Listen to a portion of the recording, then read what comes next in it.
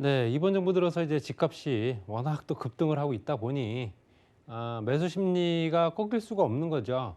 집값이 오르기 시작하기 때문에 당연히 지금 사야 된다라고 생각하는 불안 심리가 더 자극을 받는 거고요. 뭐 당연한 결과입니다. 그렇기 때문에 당연히 전국적으로도 집값들이 이렇게 폭등을 하고 있는 거고, 특히 이제 서울과 수도권 지역 같은 경우는 뭐 남다르게 계속 오르고 있다, 이렇게 보시면 될 것 같고요. 이런 상승세는 이제 지속적으로 앞으로 뭐 당분간은 대안이 없기 때문에 계속 유지가 될 가능성이 큽니다.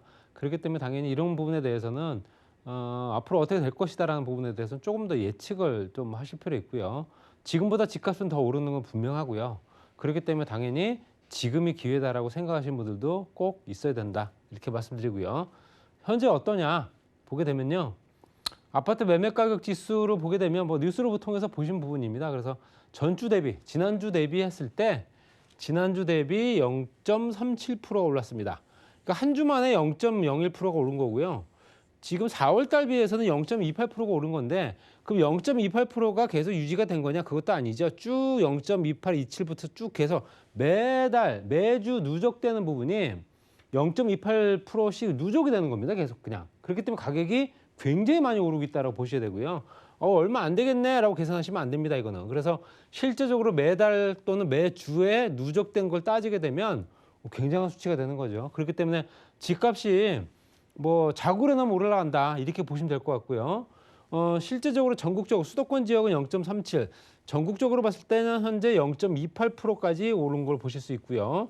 전국적으로 전국에 있는 집값이 다 올랐다 보시면 될 것 같고, 그중에서 서울 동남권, 강남, 서초, 송파, 강동권 같은 경우는 실제 0.19%가 오른 거고요. 그다음에 또 그 밑으로 해봤을 때 서울 지역 같은 경우는 0.20%가 올랐다. 서울과 뭐 여러 개 지역만 따로 떼어놨을 때도 0.20, 0.19 이런 식으로 올랐다 보시면 될 것 같고, 그랬기 때문에 그래프상으로도 보시게 되면 계속 우측으로 올라가고 있는 상황이죠. 이게 꺾임새가 없이 또 안정적으로 현재 어떤 그런 평행선을 유지한다거나 이런 것도 없이 그냥 계속 오르고 있습니다. 뭐 이렇기 때문에 불안 심리는 더욱더 가중될 수밖에 없고, 뭐 로또 아파트는 계속 나올 수밖에 없는 거고, 이런 부분 때문에 당연히 다음 정부에서 어떤 형태의 부동산 정책이 나올까가 상당히 기대가 된다, 이렇게 말씀드리고 싶고요. 그래서 잡을 수 있는 방법은 공급량 늘리면서 단기적으로 공급할 수 있는 방법 빨리 찾아야 된다. 뭐 장기 신도시가 입주하고 이런 건 나중 문제고요. 내년부터라도 단기간에 바로바로 입주할 수 있는 물건들을 신축이 아닌 구축에서도 찾아야 된다, 이렇게 말씀드리고요. 그 다음에 이제 수도권에서 월급을요 한 푼 안 쓰고 숨만 쉬고 집을 살려면 8년이 걸립니다. 그러니까 월급을 받은 거를 한 푼도 안 쓰고 그리고 8년을 꼬박 모아야지만 집을 사는 거고요. 근데 중요한 거는 지금 현재부터 8년이 걸리는 게 중요한 게 아니라 8년 후에는 사실상 이 지금 현재 수도권 자기가 월급 받은 거를 그대로 모은 금액으로 살 수 있을까요? 과연? 그러니까 지금 현재 기준으로는 앞으로 8년이지만 8년이 지난 시점에서는 가격이 더 올랐을 거 아닙니까? 그렇기 때문에 당연히 집을 사기가 굉장히 어려운 상황이 된 거고요. 처음으로 집을 사는 사람이 말씀드린 대로 7.7년, 작년에 6.9년이었는데요. 수만 쉬고 돈을 다 모았을 경우에 숨만 쉬고 7.7년, 그렇기 때문에 당연히 8년 정도 수치, 이 수치는 계속 올라갈 수밖에 없다. 말씀드린 대로 집값이 오르기 때문에 그럴 수밖에 없습니다. 연소득 대비 주택가격 과연 몇 배 정도 되느냐 봤더니 8배 정도 됩니다. 8배. 연소득 대비 8배니까 실제적으로 연소득이 만약에 연소득이 1억 정도 되시는 분이 있다 한다면 집을 살려면 8배 정도 되는 8억 정도가 있어야 된다는 얘기고요. 그렇게 계산한다면 솔직히 서울 지역에 8억 정도로 집을 살 수 있는 지역이 여러 군데 있지 않습니다. 그렇기 때문에 좋은 지역은 아예 뭐 손도 못 대고요. 약간 외곽의 변두리 지역으로 들어가야지만 이 정도 가격에 살 수 있는 거기 때문에 좋은 입지를 선점하기는 어려운 거다, 이렇게 보시면 될 것 같고요. 그다음에 이제 광역시 같은 경우는 이제 6배. 그다음에 도 지역은 좀 쌀 수밖에 없죠. 3.9배 이렇게 보시고요. 또 월소득 대비 월 임대료는 좀 떨어졌습니다. 임대료는 실제적으로 이제 20.0% 정도였던 2019년 대비해서 18.6%. 월소득 대비 월소득에서 나가는 임대료가 얼마가 되는가 봤더니 이제 18.6% 정도로 떨어진 상황이고요. 그다음에 이제 광역시 같은 경우는 15.1% 정도. 그다음에 도지역이 12.7%, 이제 그대로입니다. 도지역은 이제 임대료 변화 폭이 없고요. 그대로 가는 거고요. 그래서 임대료가 떨어졌다. 월 소득 대비 월 임대료가 떨어졌다라고 얘기합니다. 실제적으로 임대료가 떨어졌다라는 부분도 여러 가지 이제 월세를 찾는 사람들 수요가 실제로 점진적으로 전세라든가 매매 쪽으로 갈아타고 있기 때문에 그럴 수밖에 없다라고 말씀드리고 싶고요. 그렇기 때문에 내 집을 갖고자 하는 욕망이 지금이 최대치다. 이렇게 보시면 될 것 같습니다. 그래서 연령별로 봤을 때 현재 주택 보유 의식, 집을 가져야 된다라는 의식이 얼마가 되는가 봤더니 40세에서 49세 같은 경우는 88.9%까지 올라갔습니다. 이게 올해, 작년에는 한 70%대였는데요. 그 50세에서 59세도 88.5%, 뭐 60대 이상 뭐 당연히 더 높을 테고요. 중요한 거는 40세 미만입니다. 40세 미만이 82%, 특히 실제적으로 현재 20대, 30대 세대의 어떤 주택 보유 의식이 굉장히 강해졌기 때문에 이런 부동산 현상을 실제적으로 어느 정부 때도 보기가 어려웠던 부분이고, 물론 시대의 흐름에 따라서 조금씩 늘어나긴 했어도 이렇게 가파르게 상승한 적은 없었거든요.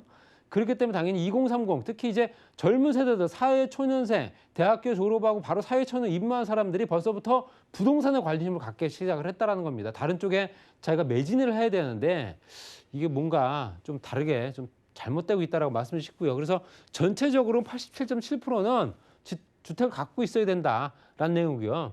의식변, 말씀드린 대로 집을 갖고 있는 사람들, 자가가구 같은 경우도 집을 정말 갖고 있어야 되는 생각이 더욱더 강해지고 있습니다. 그래서 96.2%대까지 올라간 거고요. 현재 전체로 봤을 때도 79.1%에서 87.7%대까지. 그러니까 2017년도만 보더라도 거의 한 5%에서 6% 정도 올라간 거고요. 전세 가구 같은 경우도 2014년도에 64% 정도였거든요. 64% 정도 내 집을 가져야 된다라고 생각을 했는데 이게 오르기 시작한 2017년도에 72%, 19년도에 75.8%에서 현재 올해는 82%대까지 올라갔습니다. 전세 물량도 부족하고 전세값이 계속 올려주기는 정말 부담스럽고 하다 보니 이게 어차피 대출 받아서 남의 집이라도 은행의 빚을 얻어서라도 집을 사야겠다라는 생각들이 더욱더 강해진다는 거죠.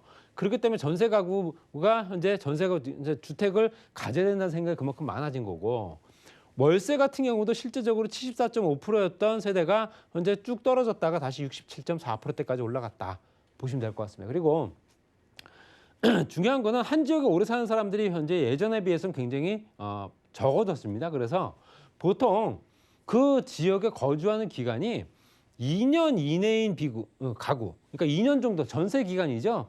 전세 기간 정도만 딱 살고 다른 지역으로 이사 가는 비율이 굉장히 높아졌습니다. 그래서 전국적으로 봤을 때도 2006년도에 37.5%에서 37.2%대까지.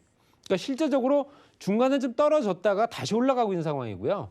그다음에 2017년도부터 2016년도부터 정점으로 해서 계속 올라가고 있는 상황이고, 수도권 지역은 44.4%에서 41.9%대까지. 그러니까 실제적으로 2년 이내의 가구 비율이 그만큼 조금씩 더 늘어나거나 좀 변동폭이 커졌다는 얘기고요. 광역시 같은 경우도 34.5%에서 36.1%대까지. 그리고 도지역은 30.5, 도지역은 거의 변화상이 없고요. 그렇기 때문에 현재 주택에 2년 정도 거주한 사람이 2년 이내에 이제 다른 지역으로 거주 기간이 2년밖에 안 살고 다른 지역으로 이사 가는 비율이 그만큼 등락이 심해진다는 얘기는 거주가, 특히 이제 임차인들의 거주가 안정적이지 않다는 얘기입니다. 그만큼 굉장히 이 폭은 실제적으로 2년이든 4년이든 또 오랫동안 거주할 수 있는 조건들이 충분히 만들어져야 거기서 내 집 마련할 수 있는 준비를 해서 실제적으로 내 집을 사야 되는데, 그런 주거 사다리가 이미 현재 완전히 끊어진 상태다. 이렇게 보시면 될 것 같고요. 또 투자 상품, 당연히 부동산입니다. 29.6%가 향후 부동산 사면 돈 되겠다라는 생각하는 거고요. 그다음에 이제 가상자산, 비트코인이라든가 아니면 이런 것들이죠. 그다음에 이제 해외 주식, 국내 주식, 원자재, 금, 달러 이런 식으로 가고 있고요. 투자 가치가 가장 큰 부동산 상품이 뭐냐 봤더니 이제 강남에 있는 재건축 아파트다. 강남권이라 한다면은 뭐 서초부터 강남, 그다음에 송파까지 다 들어가기 때문에 강남권 재건축 아파트 생각하는 부분은 이번에 이제 개포동 이제 8단지 같은 경우도 로또 아파트가 되면서 실제로 15억 차익 뭐 이런 걸 또 실현할 수 있는 조건이 되기 때문에 계약금만 내고 20% 계약금만 내고 전세금으로 나머지 잔금 충당할 수 있는 조건들, 그렇기 때문에 당연히 더욱더 심화될 수 있다 보셔야 되고요. 강남권 포함 일반 아파트까지 따지게 되면 투자 가치가 가장 높은 상품은 전체적으로 봤을 때 한 70, 한 80%대네요. 80% 정도 무조건 아파트다라고 계산하는 거예요. 그다음에 이제 토지, 그다음이 3.4%가 오피스텔, 상가, 뭐 기타 이렇게 들어가 있습니다. 토지 비율이 굉장히 높아진 거는 뭐 LH 사태 때문에 그럴 수밖에 없습니다. 그래서 토지를 좋은 지역에 있는 지역에 정보를 입수해서 토지를 사게 되면 돈이 되는구나라는 생각을 요 근래에 갑자기 또 많이 하고 있다 보시면 될 것 같고요. 그래서 부동산 투자를 어떤 식으로 생각을 하는가? 베이비 부모 세대와 포스트 베이비 부모 세대, 그다음에 이제 에코 세대 이렇게 봤을 때 베이비 부모 세대 같은 경우는 적극적, 소극적, 실거주형 주택 한 채는 필수다라는 생각을 했던 거고요. 그러니까 베이비 부모 세대 집 한 채만 있으면 되지라는 생각을 좀 절대적으로 했다라고 보시면 될 것 같고요. 그다음에 이제 포스트 베이비 부모 세대는 거의 비슷하게 뭐 집을 한 채 갖고 있는 건 중요하지만 뭐 여유가 된다면 더 사도 된다라고 또 투자 가치가 있는 물건을 한다면 사야 되지 않겠냐라는 생각을 한 거고요. 그렇지만 에코 세대 28부터 41살까지의 이 현재 젊은 층 연령에서는 적극적으로 바뀌었습니다. 소극적에서. 그러니까 젊은 세대, 말씀드린 대로 현재 에코 세대라고 하는 20대부터 40대 초반까지가 이제 실제적인 부동산 현재 구매 대상자다 이렇게 보시면 될 것 같고, 그렇기 때문에 굉장히 적극적으로 많이 바뀐 걸 보실 수 있기 때문에 이런 부분에 또 포커스가 맞춰진 건축 형태가 또 만들어져야 된다 이렇게 보시면 될 것 같고요. 정책 방향이 현재 어떻게 됐느냐 안 됐느냐 잘못됐다 뭐 현재 전문가들이 계속 얘기를 하고 있는 부분이 벌써 몇 년째 계속 이루고 있는 거죠. 그렇지만 눈 하나 깜짝 안 하고 얘기 안 듣고 있다가 이번에 3기 신도시 얘기하면서 공급량이 어떻게 한다 하지만큼 먼 나라 얘기고요. 당장은 뭐 아무것도 할 수 있는 게 없습니다. 그래서 조세 정책, 부동산 조세, 종합부동산세, 양도소득세, 상속과 증여세 뭐 이런 것도 들어가 있는데 이번에 이제 임대사업자 관련돼서는 이제 임대사업자의 양도세 중과 배제 혜택을 그대로 원안대로 유지하게 하겠다라고 발표를 했고요. 재건축 같은 경우도 실거주 요건 이미 백지화했죠. 종부세도 같이 연동되는 거기 때문에 당연히 이제 주택임대사업자들 현재 기간 남아 있으신 분들 특히 이제 말소가 됐다 하더라도 주택임대사업자 등록한 물건에 관련된 거는 무기한적으로 그 물건에 대해서는 양도세를 중과 배제시키겠다라는 내용이 들어가는 겁니다. 그렇기 때문에 그건 꼭 참고하시고요. 복지, 그다음에 저렴 주택 확대. 저렴한 주택을 확대한다라는 거는 현재 실제적으로 봤을 때 임대료가 싸면서도 굉장히 고급스럽게 자재가 마감이 돼야 된다는 여러 가지 역할을 두 가지를 해야 되는 조건입니다. 굉장히 어려운 사안입니다. 그렇기 때문에 현재 우리나라 현재 그 어떤 소득 수준이라든가 의식 자체가 많이 달라졌기 때문에 이제 무조건 주택이면 된다라는 개념이 아니라 저렴하면서도 약간 그래도 조금 살만한 그런 조건이 돼야 된다는 거죠. 금융정책 같은 금리와 세제 지원, 그다음에 이제 금리 같은 경우는 이제 올해 또 하반기에 또 인상 예정이기 때문에 또 그런 부분이고요. 세제 같은 경우는 현재 계속 강성으로 현재 계속 강화된 세금 정책을 펼쳤기 때문에 실제적 부동산 시장 안정화에는 그렇게 영향을 미치지 못했다라는 겁니다. 이게 지금 현재 거의 다 따로따로 노는 정책이 됐다라고 보셔야 되고요. 개발이익 환수라든가 기본소득 뭐 이런 것들 따라서 앞으로도 추가적으로 여러 가지 여건들이 바뀌겠지만 지금 당분간 말씀드린 대로 당분간 앞으로 3, 4년 정도까지는 계속 집값이 연일 상승하거나 그 상태가 유지가 될 가능성이 크다. 이렇게 정리하겠습니다.